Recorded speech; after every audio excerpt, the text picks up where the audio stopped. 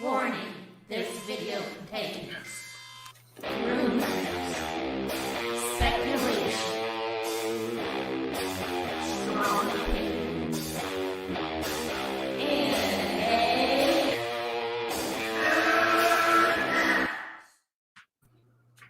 Hey, we're live with my pal, the Sci-Fi Dragon. He does have a YouTube channel that I linked in the comments.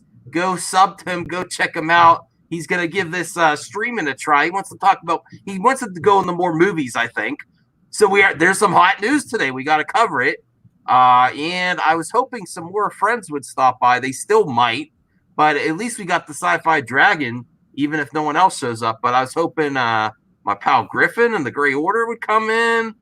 I was hoping Lewis of the Nerd Report might come in. Snowdub, not sure. So if you're watching, get your asses in here. We want to talk some movies. We want to talk about Star Wars. We're going to talk about Bob Iger, Kathy Kennedy, and Sci-Fi Dragon also wanted to talk about later on the show the original plan for the sequel trilogy from George Lucas, because that interests him. So we could talk about that too. Let me get some people in here. Now you do have content, Sci-Fi Dragon, but you haven't live streamed much yet, right? This is actually my first time live streaming. Cool. That's what we're about. That's what I'm about. Is even though we've been friends a long time, is trying new things. Making new friends, and the Grey Order, which I like to be a part of, encourages people, even if you haven't considered yet doing videos, to just come in and talk a little bit. That's all. Let me get this video out here. And man, I'm streaming again. This is my third stream today.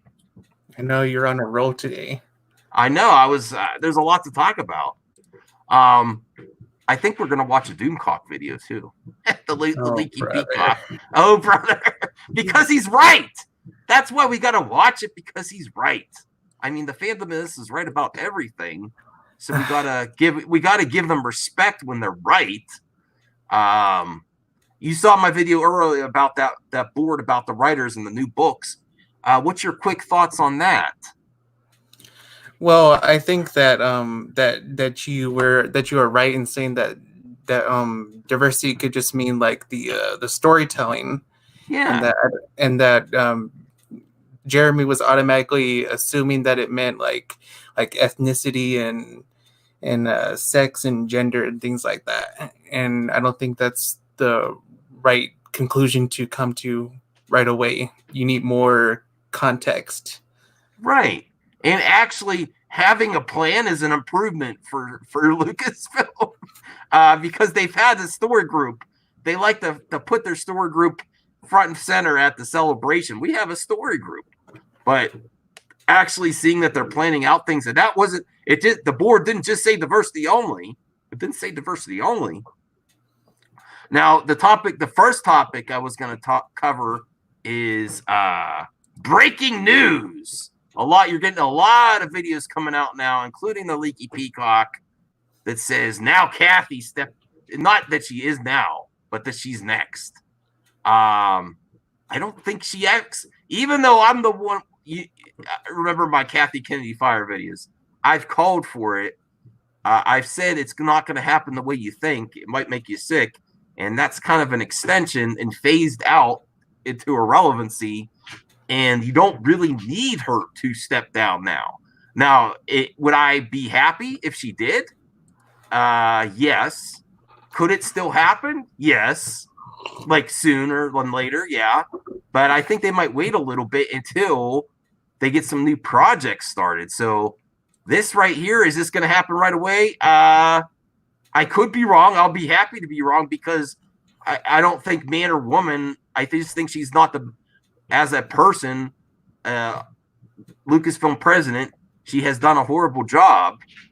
And part of it is just the follow through. It's not just the SJW characters in one movie. The Last Jedi is really where they jumped the boat, for sure.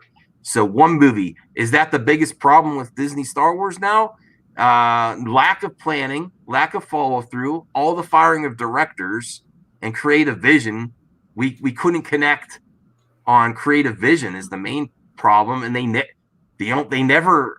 see eye to eye. This many talent in the industry, directors, writers, cannot see eye to eye on anything.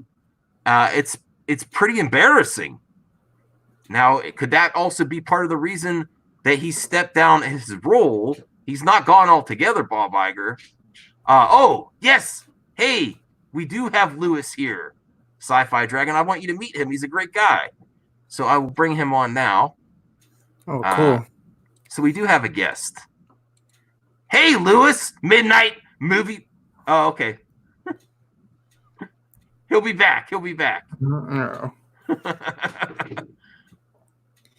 Let me tell you, the news about Bob Iger stepping down really caught me off guard. I didn't really believe it was true when I first saw it. I saw it in the chat of the last live stream.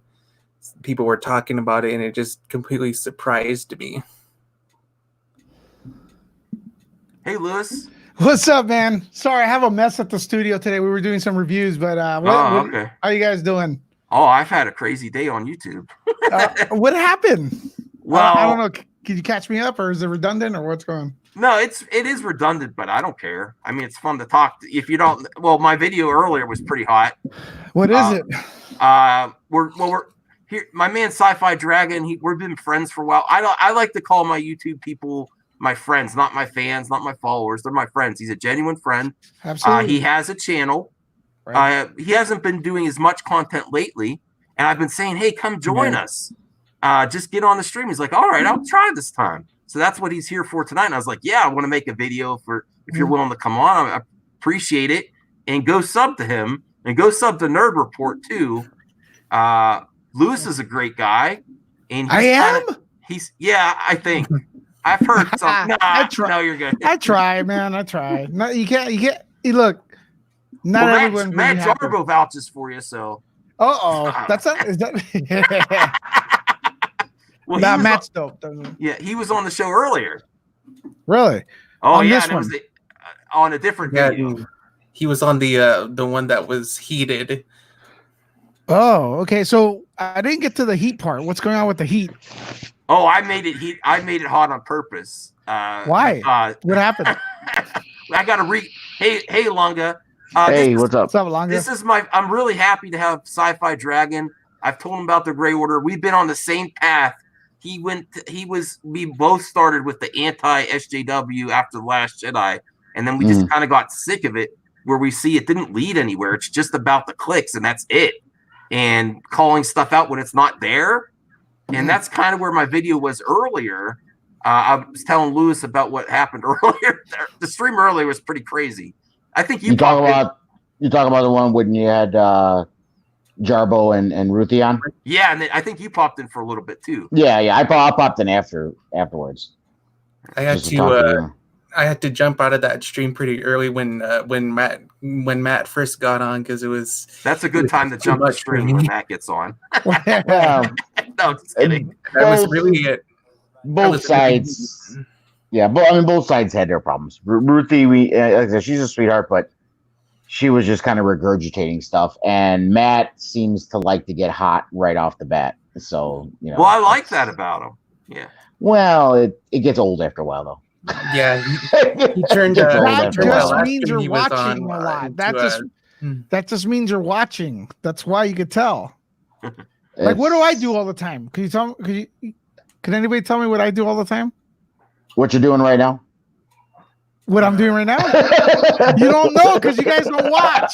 Could you guys watch me so you can find out my habits? And I've been starting to watch you. I gotta say, it's a pleasure to meet you. By the way, Luce. Thanks, Max is the one who told me about you, so I actually just heard about you recently. Thanks, so you're welcome, man. Yeah. My first exposure to you was the live stream you last appeared on. Oh, okay, cool. I've been on Andy Signore's show. For the Popcorn Planet. That's a pretty big channel. Matt's $3 Theater is a big channel. you know, and I've been on other ones. I He's just done forget. some cool interviews in the past too. He showed me some interviews with some celebrities. He has some of the access. He is part of the access we talk about, but he's still a good dude. He's not. No, he's not. I think. Look, the access media. Let me say, there's thousands of us, right? Yeah. But when there's the people we talk about that do the stuff that's controversial, I'll leave it at that, right? There's only like 2 or 3 of them we talk about over and over again, right? Right. Scott Mendelson from was it Forbes? He's a friend of mine. You know, I mean, I don't have his number or anything. He follows me. I follow him, and then I went to him before a screening I was at. I go, man, do people ever take your tweets out of proportion? And he goes, yeah, they do, but I didn't ask him if he did it on purpose to egg on people or whatnot. But we talk about the bad apples. It's time to talk about you guys more, the people who are positive, and you too, right? I mean, that's what we're trying.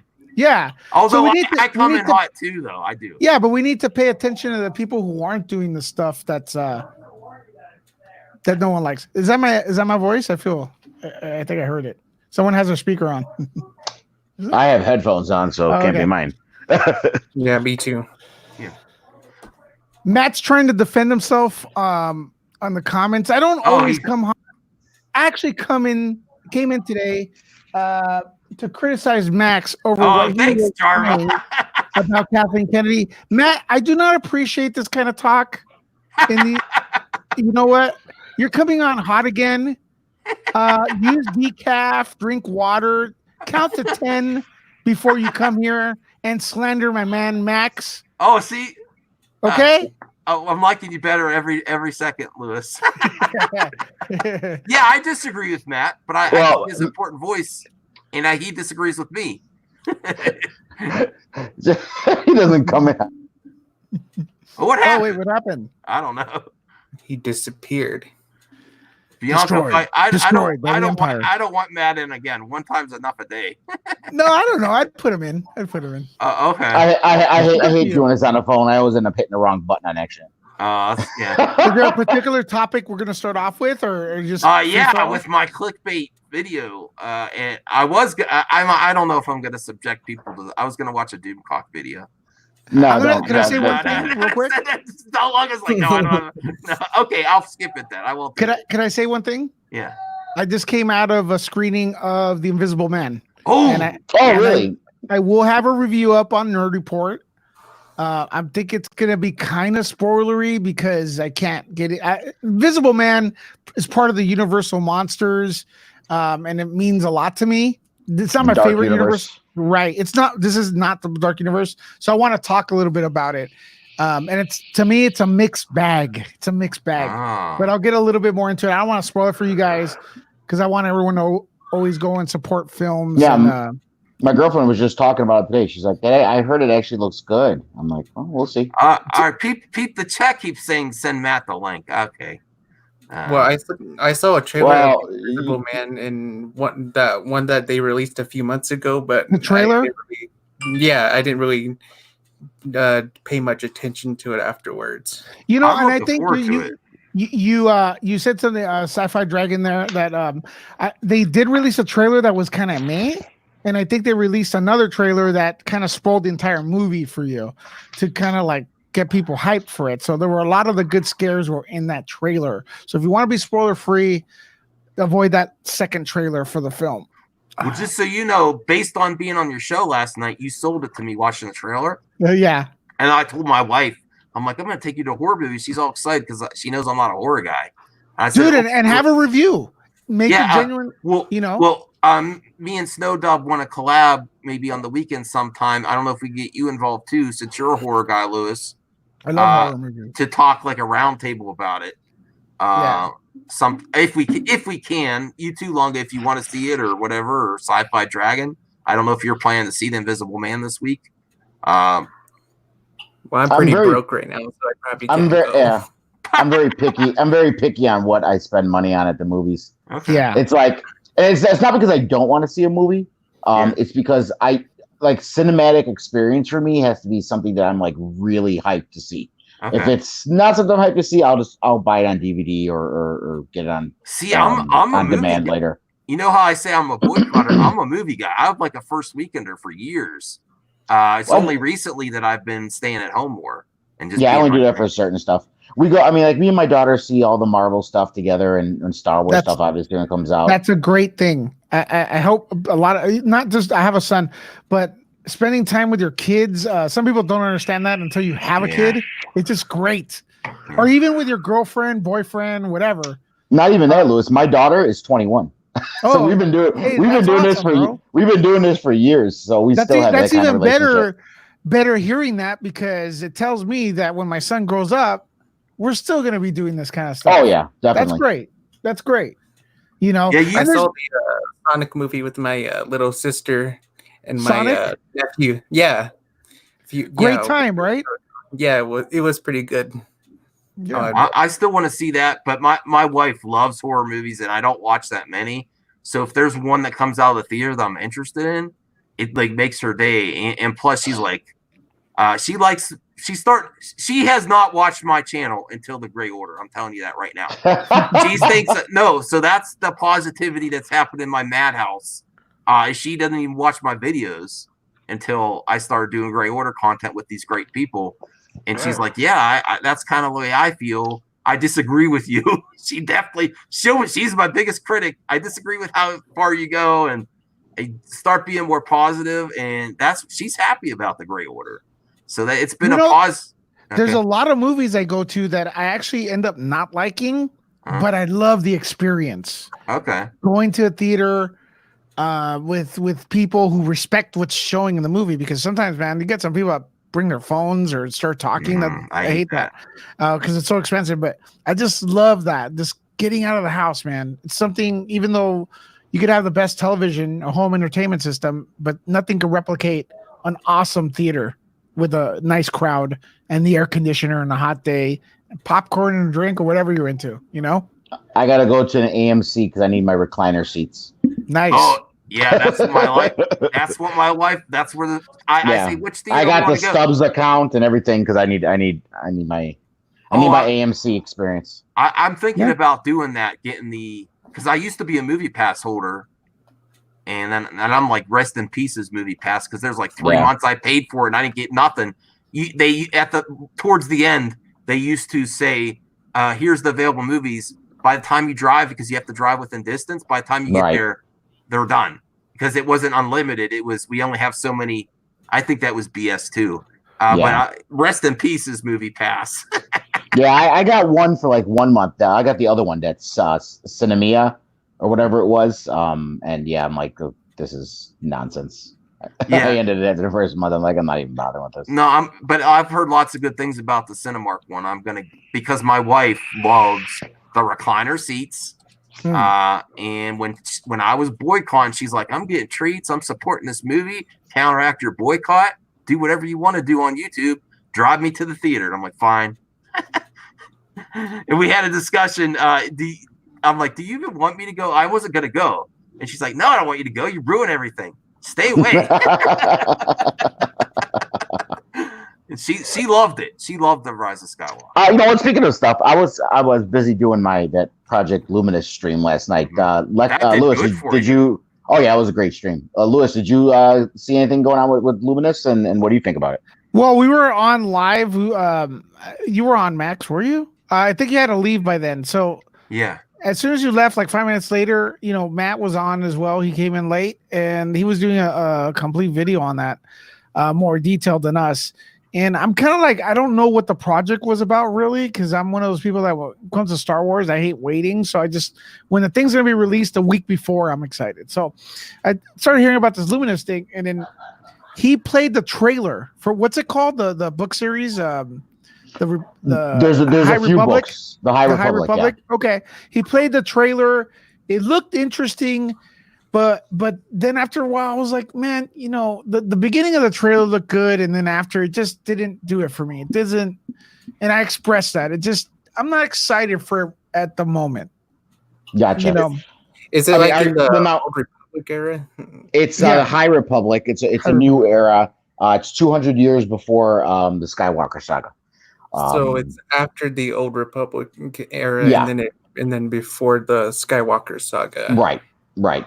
It's basically like the golden age, the Camelot, if you will, of the Jedi Order. That's why there's a lot of gold themes and all this stuff. So yeah, it was. I mean, me just being, I used to read a lot of EU and I'm a reader, I'm a writer. So now last night in my, because I was live streaming it when I was waiting for it to drop. We had to wait 45 minutes because they were late. And then, we went on about it. But everybody, I mean, my channel's small. I've only been around for not even 4 months. Doesn't matter, man. And doesn't matter. I got like 70 people. Yeah, I got like 70 people in there, and everybody, just about everybody in there was hyped. So I know it's not for everybody, but you know what? Anything, when I see something like that for Star Wars, that many people excited in the same room about it, I'm like, this is good. This is good for the fandom.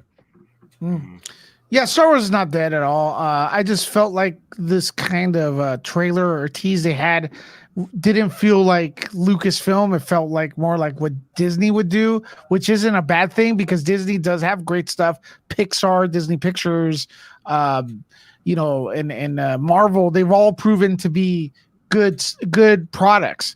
But I felt like they're all have their different identity. And when it came to presenting this thing, it felt very generic. It didn't feel like Lucasfilm, like to me, Gone was John Williams music. Gone was the evil looming, the show our heroes, but the evil Sith looming in the teaser. You know what I mean?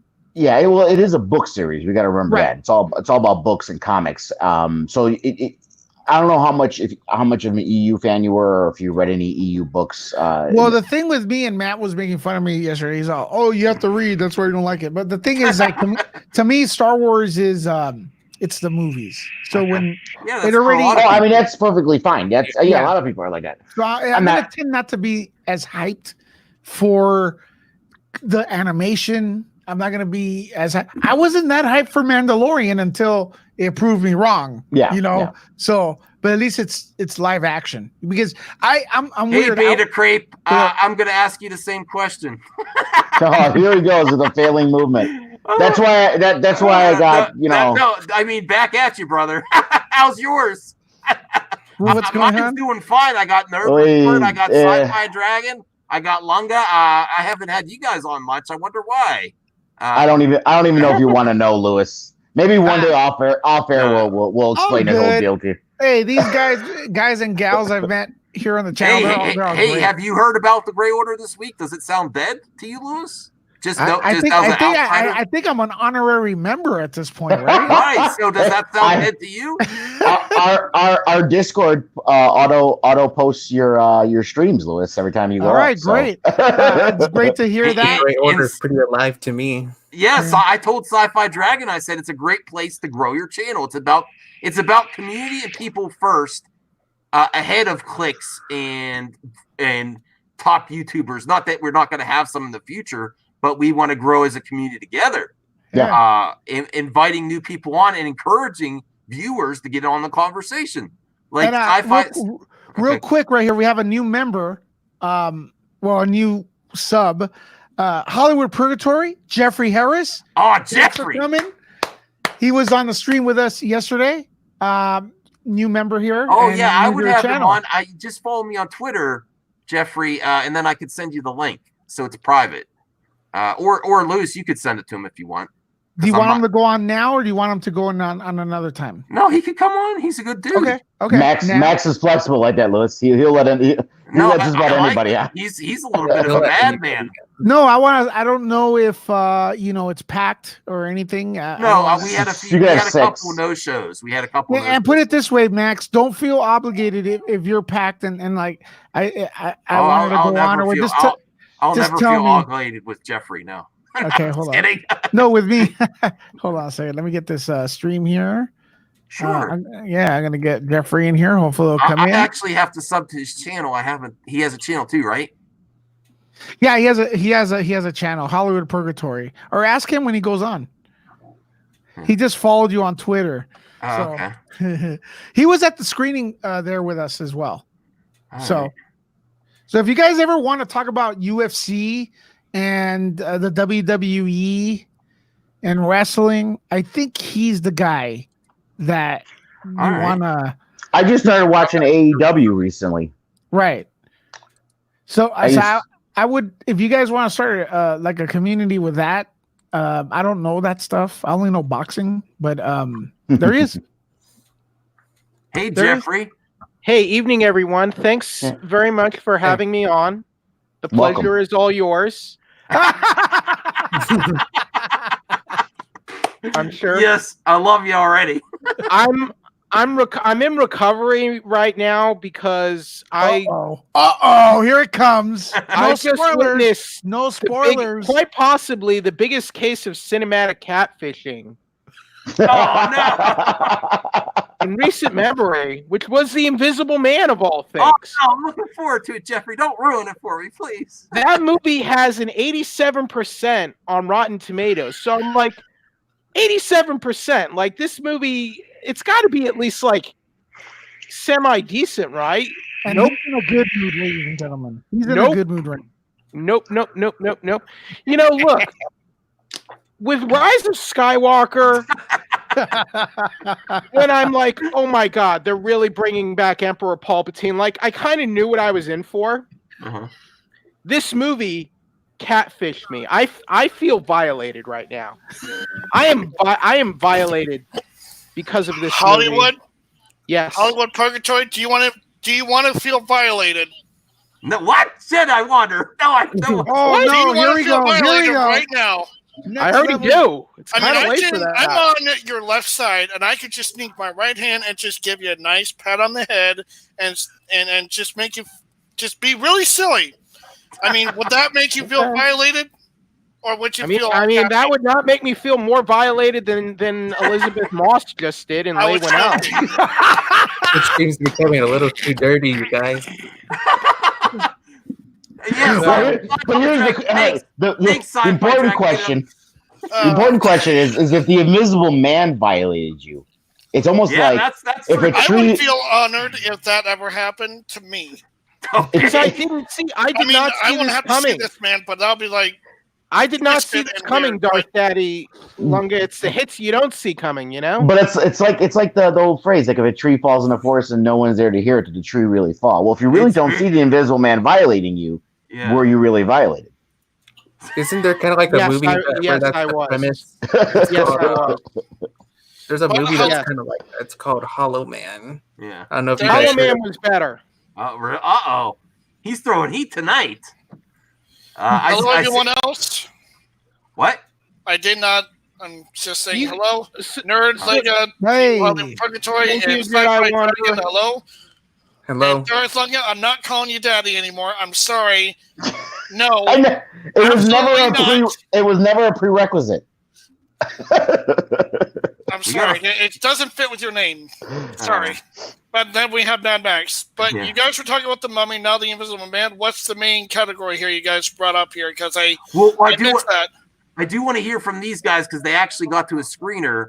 So continue on about the Invisible Man, Hollywood Purgatory. My reaction to the studio, because every time you come out of a screening, what do you think? Here's my reaction. Here's my reaction via a mixed bag. Better action than horror. The film is more concerned with the abusive relationship storyline than introducing the iconic universal monster to a new generation. Plot holes galore. That was my reaction. Yeah. Man, you guys are. It was still fun. It was still fun as an action flick, but What the hell, Nerd Report? And Jeffrey, you got me all excited last night, and tonight you're tearing me down. You're like, let's watch the trailer. I was Jeffrey, like, yeah. let's start a new order. Let's call it the Dark Order, where we hate everything that's good. No, that exists. It's I'm called the Mad Phantom Max. Menace. If you feel upset, how do you think I feel? I thought this was going to be good. Oh my god. It is Rotten Tomatoes. Like, I'm like, okay, you can't give Joker more than a 69%. That's true. But you're gonna give this movie 87? Like, to I me, don't this take should be. Rotten Tomatoes seriously in the first Yeah, place. that's what I'm saying. Do you really believe Rotten Great Tomatoes? point, To be sci-fi. honest, I'm just saying. Maybe it was I thought maybe a higher bar had been cleared here. No, No, the thing with Nah. Rotten Tomatoes, they put they put their personal belief of what they think, Right. ahead. And it's very That's unfortunate. not how it works. It's not Rotten Tomatoes. It's how critics are viewing a film. Yeah, and a lot of the critics that are certified. That's what my wife prepared after I said we're going to go watch it. She's helped me with movie topics, and you guys just crushed it. No, I think a lot. It's going to be mixed bag. Is it better than The Mummy? Oh yeah. Jeffrey? I think. The Mummy was one of the worst movies of the year. It was not worse. The Turning is quite possibly my early candidate for worst movie of the decade. I don't think this was functionally as bad as The Turning. The Turning, though, was so absurdly bad. It's like rage-inducing, so it didn't quite get to that level. And like Elizabeth Moss, I thought she's genuinely trying and trying to play a good character and a sincere performance. So, and I was kind of into it in like the first half or so, but then in the second half, it drives off. It goes Thelma and Louise on us, and it drives off a cliff into an endless chasm of despair and just insanity. Well, to be devil's advocate horrible. on the talent involved, Yeah. is it fair to say that is it an argument? Not fair. Is it an argument that because of the talent involved, like this actress from Handmaid's Tale, who does a lot of characters like Handmaid's Tale, she's embraced in the community left side. Well, a lot of Hollywood is left. Don't forget MADMAN. That's why I first was introduced to Elizabeth Moss. So do you think they give her a little bit of extra bonus points in the review because it's it's on their team, just like we say that? Yeah. I don't. I don't. The subject matter might have helped boost the film in the eyes of certain critics. It's possible. Everyone, look, Mad Max. Everyone has their biases. Whether I don't think so, admit it or because not. Black Christmas. Was it Black Christmas? The movie that came out from Blumhouse as well got panned, and it has like more in your face. I have not seen it, but from what I heard, it's way more in your face. I don't know. Thing. So I think it's definitely possible. I mean, even Ghostbusters got like what 70%.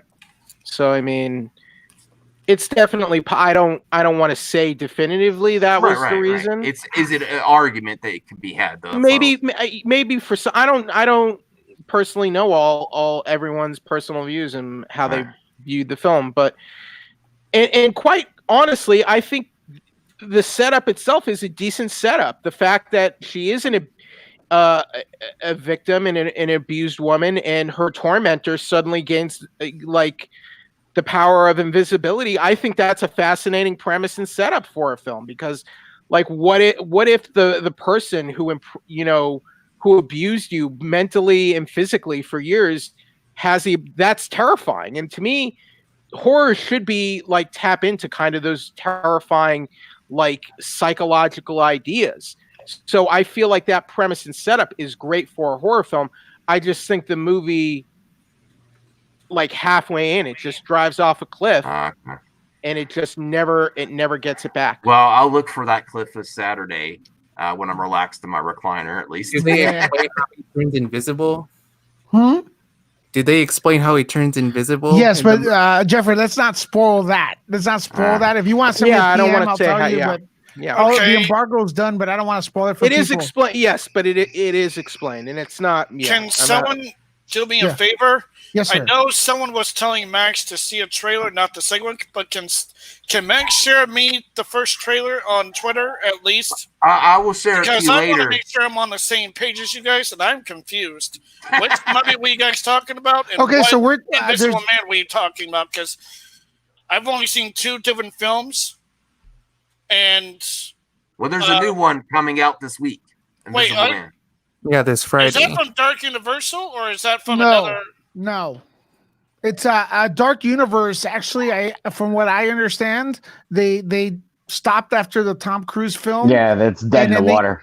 And they did They an tried awesome with, thing. They tried with Dracula Untold, but then after that one failed, they tried again with The Mummy with Tom Cruise. Yeah, and then but they pretend. Yeah, you're right, man. They tried twice. Dracula and they Untold was fantastic. Oh my god, I'd see that 1,000 times. It was great. And then they gave it to Blumhouse, went straight, which I thought was a great idea, but I think they kind of dropped the ball. So where did the Mummy drop the ball at though? I don't know why. No, I'm talking about. They gave it to Blumhouse for the Invisible Man, I guess, to start the Universal Monster reboots, and I think this film kind of drops the ball, in my opinion. We had an early screening of it today. That's why we're talking about. Oh, so there is a Mummy. I heard that they were going to have Angelina Jolie some part in one of these. Is that true? They wanted to, but I didn't. She's not in this one. They wanted to, like, moving forward with the Dark Universe. I think the idea was Bride of Frankenstein for her. Yeah. I don't know if that's moving forward anymore. I mean, it depends on the box office too, I guess. So they want to see how this goes. By the way, that High Republic, the High Republic trailer. Don't do it. Don't do it. That. Sell. Don't no do buys. it. Don't do it. See, this isn't even my problem. Like Louis showed me this the other night. This isn't even my problem with that trailer. It just felt like corporate propaganda. There's a lot of options on that board is what I'm seeing, and yet how you see in the right hand corner. I know the fundamentals was right. I'm like, where were they right at this time? Because they mentioned diversity in the planning stages. Oh my god. There's nothing wrong with building in diversity for a story, especially when it's in the section. This is where they lost their. This is where I went crazy this morning or earlier today. They lost their shit. We were right. Diversity is that. It says fiction. They're talking about writing a lot of diverse books, different storylines, different locations. Yeah, it could mean characters too. Diversity is not just identity politics only. Diversity is talking about variety. Mad Max, different types of stories. Like not just we're not doing everything about like we can do different genres, different styles, and everything. Diversity can be a very broad term. Yes. Right. And look at above and below. Surprise, actual ending, feelings. So in this category, and this is where like we were right. Look at it. They can't help themselves with the diversity. Was that the only thing on the board? No, it wasn't. Well, you can argue if they're actually planning all this out meticulously, that's probably a better thing. Yes. They weren't doing that with the sequels all that much. Yeah. At least midway through, I can believe that, but I don't know. Okay, so diversity could also mean like the aliens, too. Yeah. I got a question here about this High Republic, and I hope someone answers this. What's the time frame? I know people said this is 200 years, but is this supposed to be their take on what the old Republic? 200 years. Hey, Max, I'm dropping out for 1 second. I'm switching to the computer. Okay, cool. Well, if it's 200 years, it can't be that old Republic, because I don't think it is either. It can't be because Old Republic's supposed to be 3,000 years before Skywalker's story. From what and the Jedi, it's not that story. If it is, I'm going to be pissed. And the Jedi Order has been around for how long? 1,000 generations? No, more than that. Apparently, from what the MMO and Knights of the Old Republic just told, they've been around for more than 3,000 years. Yeah, but I mean for the updated canon. All right, I feel better. They've been around forever. Let's just call it that. Okay, I'm just saying.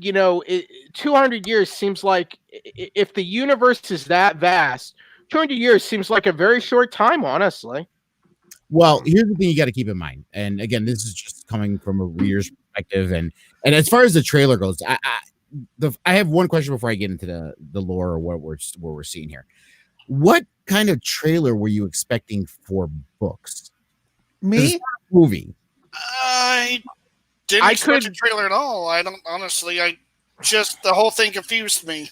I mean, I got to be honest. I think making a whole big deal out of this publishing effort is sort of lost on me. I And have I an think answer to Jeffrey why just people are hit upset.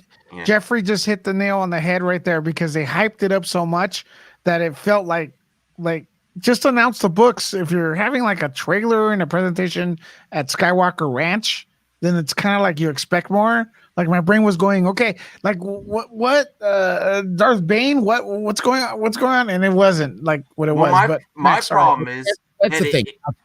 Sorry, Max. I want to get this up before I forget.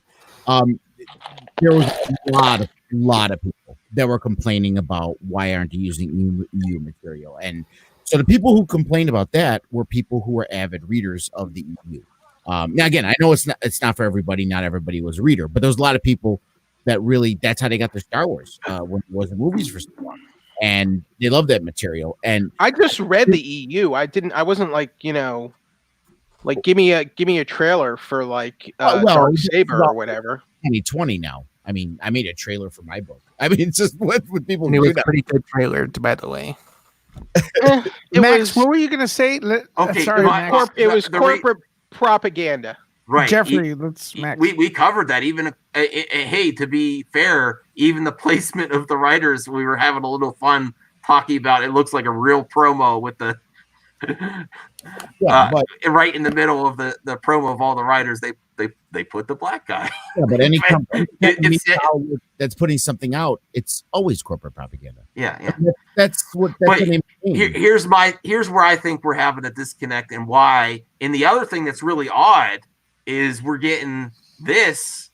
Not Kathy. That's the next thing. Oh, Kathy's next. You don't need to. She doesn't need to step down now if they're trimming the fat, streamlining things before. Because this new Bob, the replacement Bob, is only going to be there until he's out anyway. And Well, then he has the a better problems- haircut than Iger. Oh, really? Yeah, because That was I mean, good timing. He's just bald. see what I'm saying? But I've been here, hearing about 3 months now that Kathy was going to retire probably after Indiana Jones.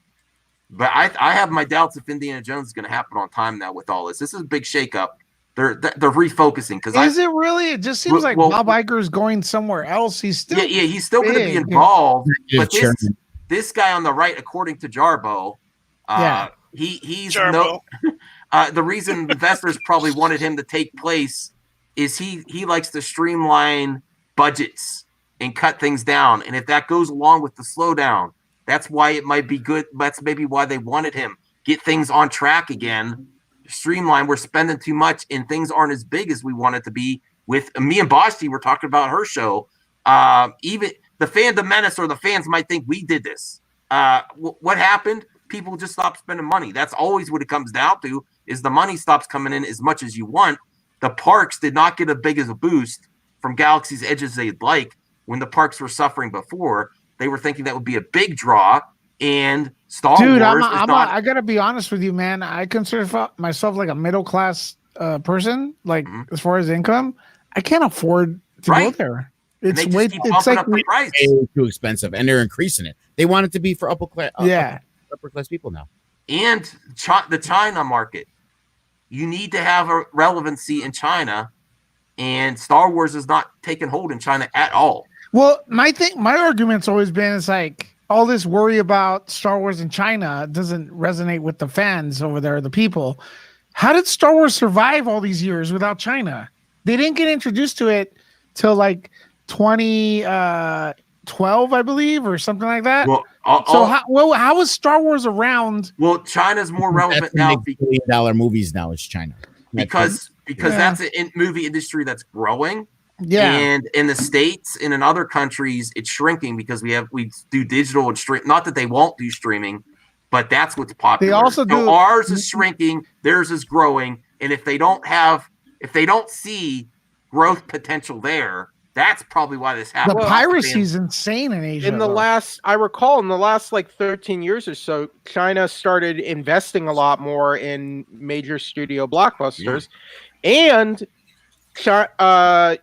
Chinese investors started buying significant portions of game publishers too. So it's not just the studio level; it's corporate, it's big corporate Investors. media. Like they Well, have their hands in like a lot of our favorite game studios, and well, not game studios, game publishers. I forgot the name of the company. It was that one big Chinese company that was looking Tencent. Yes, they were. Tencent, yeah. The news of the Dune movie coming out. They're looking to buy out somebody else just because of the possible Dune multiplayer game or gaming stuff because of the Dune movie. Yeah, they're like Tencent's like buying up everything. I kind of went on a tangent there and I forgot what I was going to say.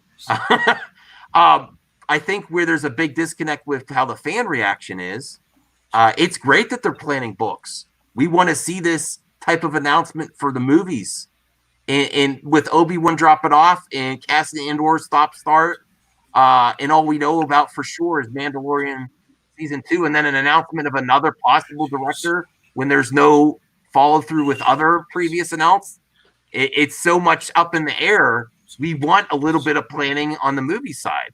I think this is, and I think that's why people are like, okay, we want this type of announcement. Yeah, it's an accumulation of things. It's accumulation. You're right. You know, when Star Wars is kind of like a little bit in limbo. No Mandalorian for a while. We don't know what the hell's going on. We hear constant negative reporting. Well, Mandalorian season 2 is coming this year. Right, but that's about I know, it. but there's no trailer. There's no trailer. There's always the thing. Yeah, it's confirmed. John Favreau announced it. What? Yeah, season 2 is confirmed. That's that. They're already No. What I'm saying is, when we're not getting Star Wars, and the last film was mixed reception was mixed, and then the book, the presentation was trying to compete with the announcement of a trilogy. The way they showed it, it was like we're coming out with the best. So it's unfair. It is unfair. I'll say it right now. I'm wrong. It's unfair for me to go on there and react the way I did to the book series, which is this big compared to a trilogy. But the way they also positioned it is like 200 years, whatever the trailer was. You know, it looks like, shoot, this is gonna be a freaking trilogy or something, and then it's a book, and it looks kind of generic. Like, well, it's multiple books. Excuse me. I guess my issue here is that this isn't this isn't even Shadows of the Empire. Like, it's just it's all it is publishing. Yeah. So it's hard for me to. I don't know. It's hard for me to get up for like a publishing event and like they're making a big deal out of what's just books and comics. And look, and I love books and comics and everything. I just I feel like it's a bit they're overselling. I feel is like what they're overselling. What's just a public. There's a reason. People are, like that, and I never said people, should or like this or have to like. It's not for for everyone. I get that. I just have a completely different perspective just because I'm a writer. Well, what's really telling is that the Bob Iger happened the day after. That is very bad look. They knew that. This was they knew the Bob Iger thing for a while. Right. But talk about optics. All the chaos we've seen in the last 6 months to a year, it could be all because they knew stuff was coming. It's maybe rudderless a little bit right now. And I think sorry, I'm not laughing at you. That comment. Let's not talk about him. Yeah. He deserves to be laughed at because of him, we're getting a lot of storylines in film and stuff. Right, you're right. Bashing innocent guys that respect everyone like us, right? So we constantly get preached at, and it's because of this dumbass right here, Harvey Weinstein, who was on top of the world for a while. So F him. Good for good he's gone. He was a big virtue signaler too. Yes. Do you know what's funny is that I was watching a documentary about Quentin Tarantino's film career, and they mentioned Harvey Weinstein a lot, and it was like, and the night I watched it, or the day after, it was announced that he was charged. Yes. Yeah. What's the name of the company he has? The Weinstein Company. What's the film? The Kill Bill was under his umbrella. Kevin Smith stuff was under his umbrella. The Michael Moore stuff was under his umbrella. He was involved with Miramax. Miramax. There we go. See, Sci-Fi Dragon. He comes with the facts. Outside. Ah, shit. Sorry. As for the whole Bob Iger thing, Disney just made a huge acquisition, right? With Fox Media, with Correct 20th Century Fox. So now I guess they're trying to, pay down their debts or whatever. So I imagine they're so they've acquired a lot of debt now, right? To make this Fox purchase go through, because it was what, like $60 billion. So if they're going through a belt tightening phase, I don't know if they are or if they will. I don't think that's such a bad thing, honestly. There's always liquidation after a big acquisition. Yeah, I mean, I don't want people to lose their jobs and whatnot, but I like the Star Wars movies taking a break, for example. To me, that's not the worst thing either. And focusing on a story first, like they said, this is going to be canon. They could pull from these books in the future. I think if they're waiting to find the right stories, and if they're like, and here's my other thing: don't announce who's writing and directing it until it's happening. It looks bad. That's another thing, guys, and I want to know your opinion. We got like, okay, what is it? Not Dave Filoni, but the Marvel guy. Taika Waititi. No, Feige. Right, Feige's doing a movie. But hear me out real quick. Kevin Feige's. I know some of it wasn't confirmed, but as a fan, Kevin Feige's making a movie. All right, cool. He did Marvel, but I don't know. We want something. Maybe it'll work, right? And then the next a month later, Taika Waititi's making a movie. Right. I'm like, okay, but so what about Kevin Feige? Hold on. To Lucasfilm's credit, they never announced that, Louis. And to their discredit, they don't rebuttal any rumors. They let rumors run rampant.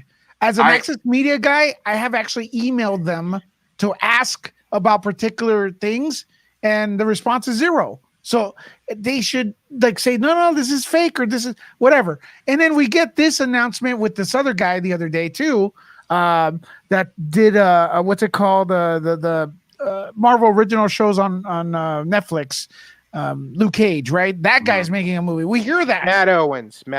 Sure, it's not official, but we hear it, right? And it's big news.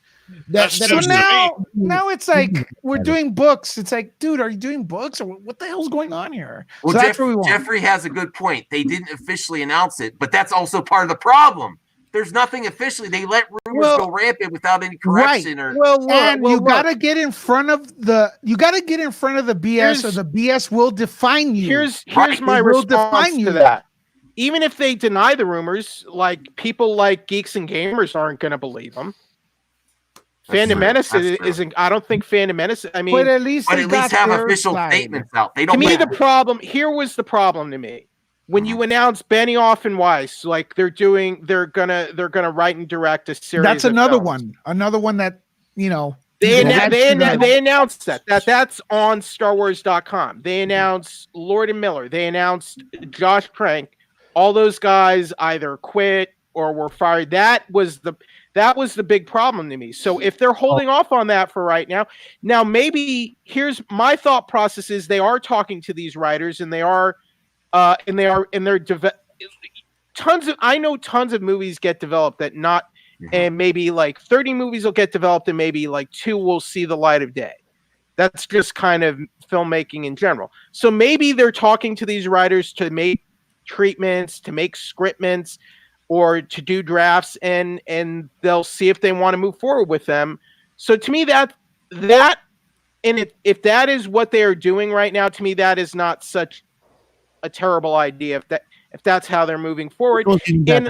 Honestly, I don't need to know anything for a while. If I think Star Wars could use a break, especially after Rise of Skywalker. Thank you. I agree as well. They need a 5-year break for people to have that break. And it doesn't even have to be 5 years. It could be 3 years, 4 years. It could be 5 years. I need about. I'm fine with 5. I'm fine with 5. I need. You know what? If we All right, so in that time, we'll keep getting season after season of The Mandalorian.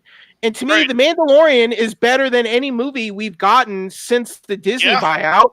So, I mean, as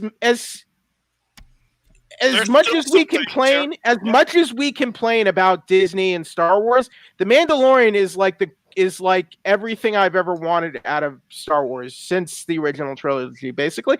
And quite frankly, I'm fine with that. Give me a Mandalorian movie. I'll see it in theaters, and I would probably love it. If they would put this into a movie series, oh man, it'll probably do a lot better than 7, 8, 9 ever did at all. I don't think The Mandalorian would translate on the big screen. Personally, I don't. I don't think I'd want to watch. They showed it on the big screen at the premiere. That again, showing it on the big screen actually first 3 episodes. Lewis was there, right? But it wasn't. It was for press. It's a long form story. It's a long story. It's not. I was at the world premiere of The Witcher at the Egyptian, and it played great on the big screen. And the audience, but it looks. What he means, what longer means is. For like it's a long form story, right. and if you're saying, hey, Star Wars, of course all the fans are going to show up. Clone Wars. If you say, hey, Clone Wars premiere at the Chinese theater here in Hollywood, it'd be packed and it'd look awesome. Yeah. But if you say Clone Wars the movie, I don't know. They did that actually in 2008. They did do one of them too, but it was bad. Yeah, the story itself. What I'm saying, it's a long form story. It's best served as a series, not as a movie. Well, they did the first 3 episodes were basically like a singular story and was almost like a movie right there. And if I had to watch those first 3 episodes as a movie, I would have been asleep. And I love The Mandalorian, but I wouldn't be able to watch those first 3 episodes as a movie. Darth Daddy, you're breaking my heart. I love the Jeffrey, you're a heartbreaker too. So Jeffrey. Darth Daddy just shot me in the heart. I love it. You shot me in the heart with the books, man. You guys have been I'm an author, dude. You understand what you're doing to me with the books shitting on? But yeah, I mean, Jeffrey, I think you deserve it. Don't get Darth Daddy. I'm not crapping on the books. It's just when we get so much, like, I feel exhausted with Star Wars, and it's like when you're my biggest gripe with the trailer yesterday was that it looked like, and this is, I don't want to, I'm not saying here I'm Access Media, but when we go to my personal experience, when I go to a Pixar presentation, when I go to Disney Pictures presentation, it looks a certain way. It looks Disney, which is good. Mm-hmm. But now this presentation yesterday, the trailer, looked like a Disney presentation, not like a Lucasfilm presentation. It looked generic. Here's the thing about that. It's a false equivalency being made that you can't expect a book promotion to look like a movie promotion because they are different things. I agree. And we also got to remember something. Before Disney bought this, we had 6 movies over 30 some years. Okay. So in the intervening time, people as old as me and a lot of other people, in the intervening time, the books is where we got our stuff from. That's what kept Star Wars alive, was those books. And that's where those stories come from. And the presentation is the presentation. It's just to get people hype. Okay. Okay. What's important in this hype is not real. What's important is hype is manufactured, Darth Daddy. Darth Daddy, let me ask you a question though. Yeah. All those books, the expanded universe, are they canon now, or were they struck down with one swift stroke? Yeah. Well, no. Again. Okay, so now we're starting another book series, which could get struck down with one swift stroke. The old EU books were taken out of canon, and these are new. The EU books were never new canon. Okay. They were just licensed by Lucasfilm. They were canon until they weren't. Lucas said flat out, you guys can write this, but I'm not considering it canon. Yeah, the EU, Darth Daddy is correct, because people complain about what Disney did to the EU, but George Lucas was already killing the EU when he made the prequels. Large swaths of the EU. Yep. Like that, for example, baby clone Boba Fett. Right. was not a thing in the existing EU before the prequels. Exactly. But on the flip side of that, he added to the EU by creating the prequels because it created more opportunities. No, the EU is not. Prequels are not EU. The prequels are Lucasfilm. The prequels are Lucas's babies. Those are not the EU. But the EU is anything that was made by anyone outside of Lucas and Lucasfilm. And what he did is he allowed people to play in the sandbox and have some fun with the IP. But that's all it was. Darth Daddy, my point with the books and the publishing efforts is I just kind of want to see the results, and I want to see it more than just like getting like a hype piece. Like I want to find the proof in the pudding and not like see a picture of the pudding. I think it's a good change of direction. It's a book. I mean, it's the only thing you're going to see is actually getting the book and reading. No, they're comics and manga too. Well, there's comics, but the comics are coming out later, and they're not going to show you every panel of the comics. The whole point is for people to buy it. They're just going to show you some covers. Exactly, but I want to experience the results for myself. And in this video, didn't get me hyped or excited. Matt Jarbo causing problems again in the comments area. This time, calling me out. Mod Squad, kick the Jarbo out of here. Jarbo is calling me out, saying, as he explained to me last night, I have to use my imagination, and that's why I have a problem with the book. So, Matt, stop your toxic stuff here on this channel. This channel's not about this. If Matt comes in, I'll drop out so you and Matt can have a few words. That would be glorious. The reason why I defend it would be a bloodbath. Reason why Darth Daddy, what do you have? What did you say? Yeah, the reason I defend the books and stuff like that is, again, it's not about saying people who aren't into reading should be hyped. And I'm not going to say a comment like Charbo did either. No, I'm playing with him. I know. Yeah. I mess with Matt too. I don't. I'm not saying people. If you're not into books, I'm not saying you should be hyped. If you're not, you're not. I get that. But like when I see comments of like, "Oh, it's just books. Who cares?" Or "What's the big deal?" Or "They shouldn't even make them." Or that's when it starts. Like, well, because you don't like them, you're starting to judge. And I'm not saying you personally. Yeah. But if you just because you don't like it, you're trying to say a huge swath of fans who are readers shouldn't get any enjoyment, and saying stop focusing on that and give me my movies.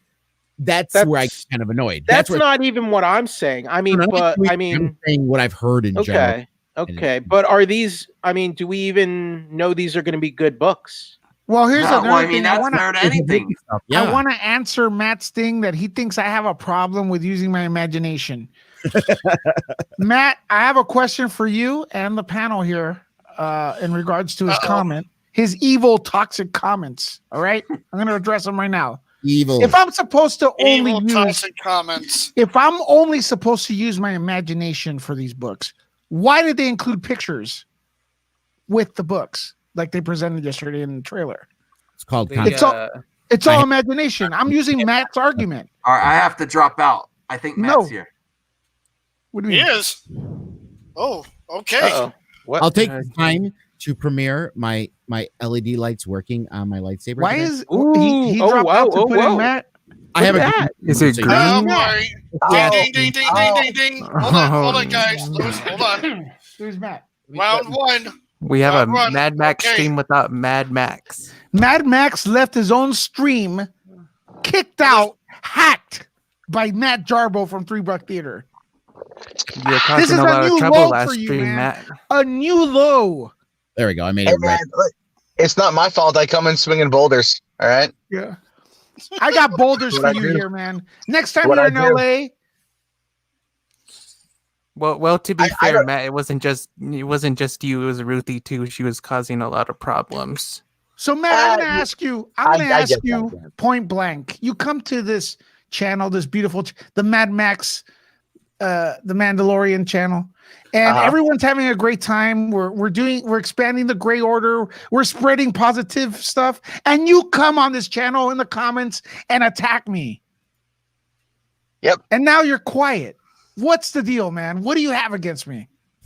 What's Well, your because problem? I want to bring up an old saying, which is never interrupt a fool when they're talking. Damn. He could just be shy like me. No, I'm mobile, so it's if everyone talks at once, it kind of gets combobulated. No, I'm not attacking you, Lewis. I'm just giving you a hard time. So you back down. All this bravery on Twitter, all this bravery in the comments, and now you're just giving me a hard. Come on, man. Okay, Jeremy. What? Yeah, Jeremy. You're like the Hispanic Jeremy. Jeremy. That's what you're gonna call you. There we go. Anyway, no. Look, the thing is I'm with Lunga on this one. Like, it's a book teaser, man. Yeah. You know, like that's all it is. It's just it's Arthurian legend. It's Height of Camelot. It's mixed with like some Roland Deschain type stuff. You know, it feels like where you've got like the protector on the outskirts in the wasteland or whatever, the gunslinger type attitude. It's a whole mix of stuff, and it's like, cool. Let's dive into some Star Wars. Right. It's multiple books, multiple authors. And so I think Lewis, you asked, are these authors any good? Well, yeah, they've written stuff already. Claudia. No, I didn't ask that. Was it Hollywood didn't ask it then? Someone asked it. But yeah, Claudia Gray is actually she wrote Bloodlines, the Leia story, which actually really well acclaimed and very well received. The Aftermath series, and there's and the comic books are rocking it. So I mean, yeah, these people are accomplished. Claudia Gray. Yeah, sorry, good. Yeah, that's what I was ending. I mean, I like Lost Star. I like Lost Stars. That was good. I'm not so sure about them mixing the Jedi with Arthurian legend. I kind of prefer when they mix it with like Asian type of stuff, like the samurai. And here's the thing: if this is Arthurian legend, then who's King Arthur? Okay, slow down. This is where people lose themselves with analogies. When we say it's Arthurian legends, we're not literally saying they're going to be wearing armor and running on saying these and thous. That's not what we're talking about when we say Arthurian legends. What we're talking about is they're knights. Let's be fair. They're called knights. They're not called monks. They're not called whatever Eastern mythology you think about. They're called knights. And Arthurian legends, that's where knights come from. Okay, so they're called knights. They use a sword, like knights do. Okay. Arthurian knights went to keep peace throughout the land. That's what Camelot was about. When we talk about the knighthood, we're talking about this. It's their Camelot, meaning it's their golden age. It's the time when they're at the height of their power and their influence is high throughout the galaxy.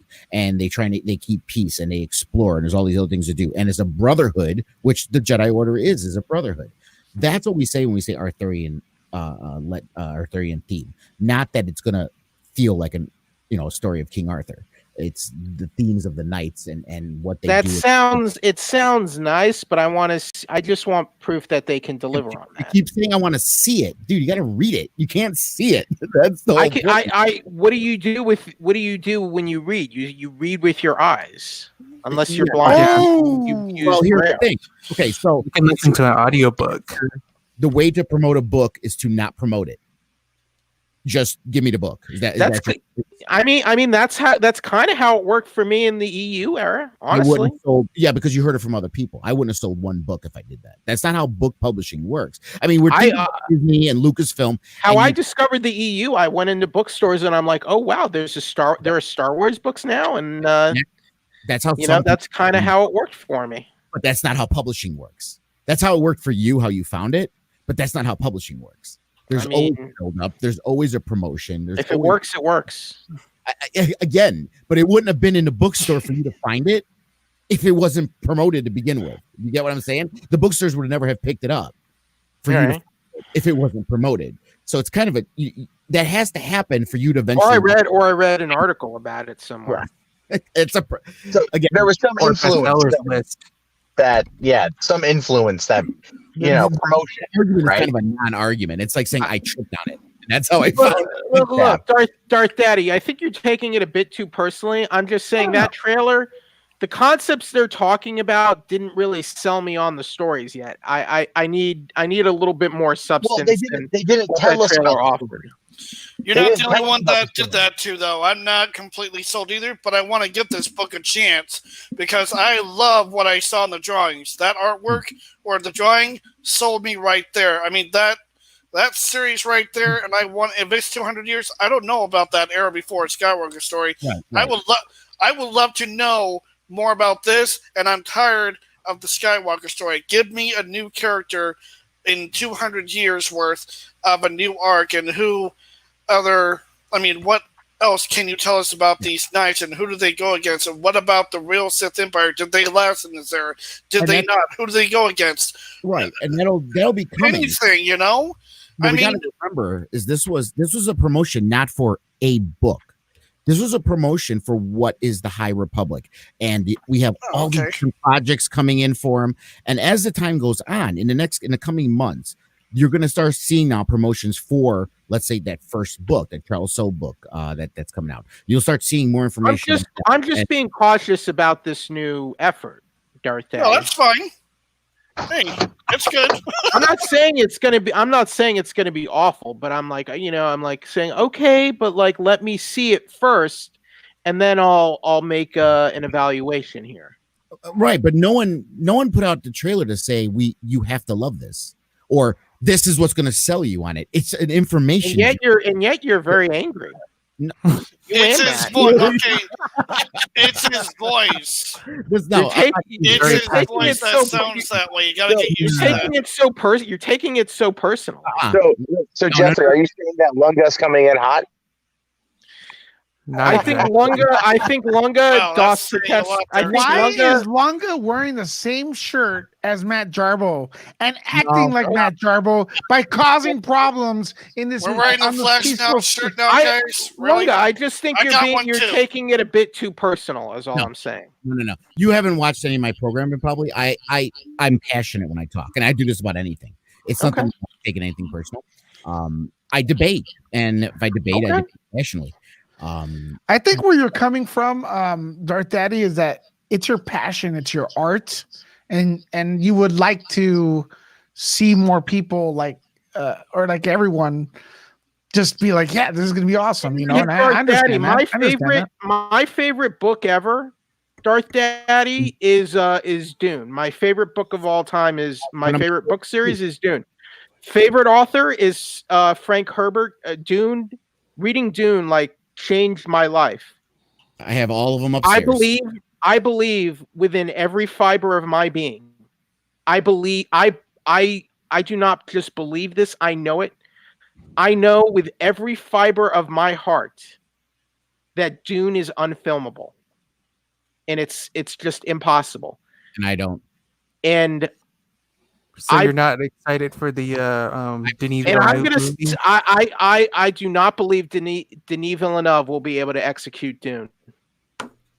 I'll give it a shot. And make an adaptation that's worthy of Frank Herbert, and that's also successful. I don't think it's possible. Jeffrey, you seem a hard man to please. Well, there's a lot of things that make that statement earlier, and yet I love the Mandalorian and The Witcher. Yeah, Max keeps putting it up. He's putting it on the screen. So yeah, I do have it. So I am enough. Now, if they were to make a Netflix TV series, I think they'd be better off. They did it on Sci-Fi and it sucked. I think Netflix would dump way more money and love into it, though. Just money alone doesn't do it. Well, yeah, my man, I disagree. It has money to get good writers. Ideas of Fire and I both like the Sci-Fi miniseries. Sci-Fi. The only show I've ever liked on Sci-Fi was Battlestar Galactica. Stargate SG-1 and Atlantis for me, and Universal. Sorry. Doctor Who came next. Grissom Oranges, baby.